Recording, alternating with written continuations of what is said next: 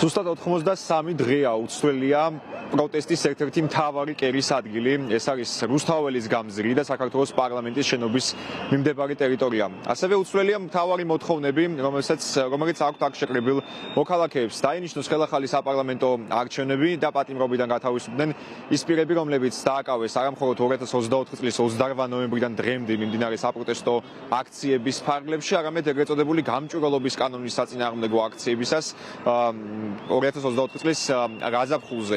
53 პირის მიმართ მიმდინარეობს სისხლის სამართლებრივი პასუხისგებლობა, მათ მრავალწლიანი პატიმრობა ემუქრება საქართველოს სისხლის სამართლის კოდექსის სხვადასხვა მუხლის გათვალისწინებით, მათ შორის არიან როგორც კულტურის სფეროს წარმომადგენლები, მსახიობები, ასევე პატიმრობაში იმყოფება ავტორიტეტიანი გამოცემების ნეტგაზეთისა და ბათუმელების დამფუძნებელი მზია ამაღლობელი, ასევე არაერთი მოქალაქე, რომელიც გამოხატავდა ღიად თავის პროტესტს ქვეყანაში მიმდინარე და შექმნილ პროცესებთან დაკავშირებით.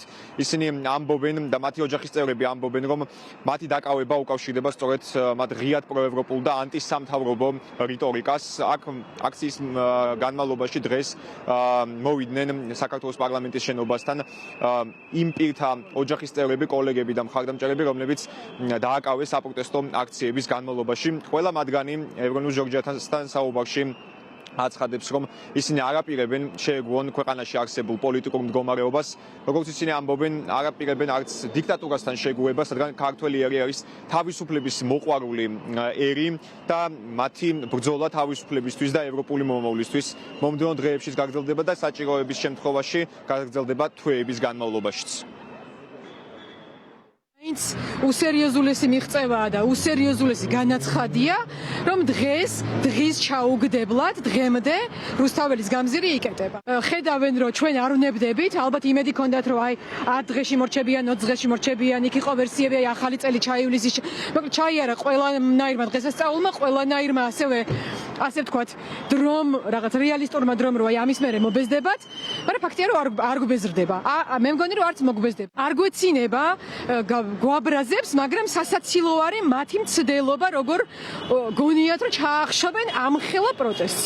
დაწყება რატომაც იყო მნიშვნელოვანი, იმიტომ არის გაგრძელებას მნიშვნელოვანი. არაფერი არ შეცვლილა სასიკეთოდ იმის მერე, რაც დავიწყე. იყო არჩევნები, რომელიც არ მოგვეწონა, ჩემი აზრით გაყალბებული იყო და რომც არა, მინიმუმ საკმაოდ დიდი ზეწოლით ჩატარდა და ეს ფარულობის დარღვევა მე მგონი ყველა აღიარებს უკვე მათ შორის ოცნებას, ვინც დაუჭირა მხარი ისინიც. მერე იყო ევროპის კენსმის შეჩერება და მერე რაც ყველაზე მთავარი იყო, რომ საკმაოდ ბევრი ხალხი ზოგი ალყაში მოაქციეს, მათ შორის ჩემი ნაცნობი მეგობრები. უნდა დასრულდეს დიქტატურა, უნდა მოსცილდეს ეს ეგრეთ წოდებული ხელისუფლება, რომელიც არანაირ ჩარჩოში არ ჯდება. ადამიანები მიიყვანეს იმ დონემდე, რომ 83 დღეა უკვე უწყვეტად გასდა აპროტესტებს მათ უნიათობას, მათ არაპროფესიონალიზმს და მათ ძალმომრევლობას. ცოტა მნიშვნელოვანია ბოლომდე, რომ რაღაც მიზნებს მივაღწიოთ მოსახლეობამ და შემდგომში არ მოგვიწევს რაღაცა კომუნისტურ პერიოდში დაბრუნება და ყოველ დღეში ცხოვრება, რომ შემთხვევით რაღაცა არ წამოგწდეს და ჩვენმა მეზობელმა არ დაგვასმინოს რაღაც მმართველ დე-ფაქტო პარტიასთან და ასე შემდეგ. ასე რომ ეს ბრძოლა ყველანაირად მნიშვნელოვანია ჩვენი თავისუფლებისთვის. პროევროპული პროტესტის 93 დღე ზუსტად 20 საათსა და 41 წუთზე გადაიკეტა რუსთაველის გამზირი. ხალხი ისევ გაივსო, გამზირი ისევ გაივსო. ხალხით აქ შეკრებილი მოქალაქეებმა დაიკავეს საკანონმდებლო ორგანოს წინ არსებული ტერიტორია. მათ აქვთ მოტანილი ტრადიციულად საპროტესტო ბანერები, პლაკატები, ასევე საქართველოსა და ევროკავშირის დროშები და ამ ფორმით გამოხატავენ პროტესტს ქვეყანაში შექმნილ პოლიტიკურ მდგომარეობასთან დაკავშირებით, ასევე სხვადასხვა შეძახილი ისმის საპროტესტო შეძახილი, ასევე სასტონების ხმარი და ამ ფორმით ცდილობენ ისინი შექმნან აქ ხმაური რუსთაველის გამზირზე.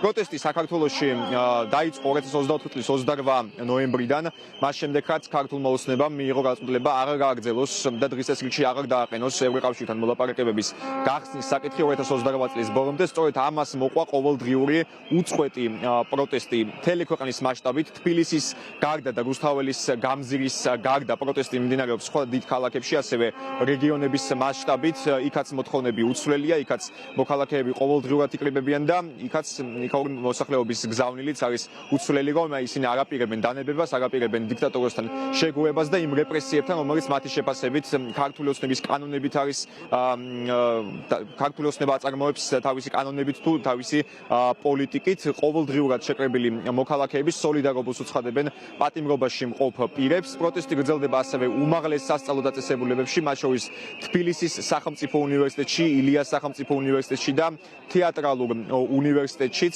სადაც სტუდენტთა ნაწილს აქვს დაკავებული აუდიტორიები და იქიდანაც უერთდებიან აი ამ საპროტესტო მოძრაობას, რომელიც უკვე როგორც იცით 93 დღის განმავლობაში გრძელდება.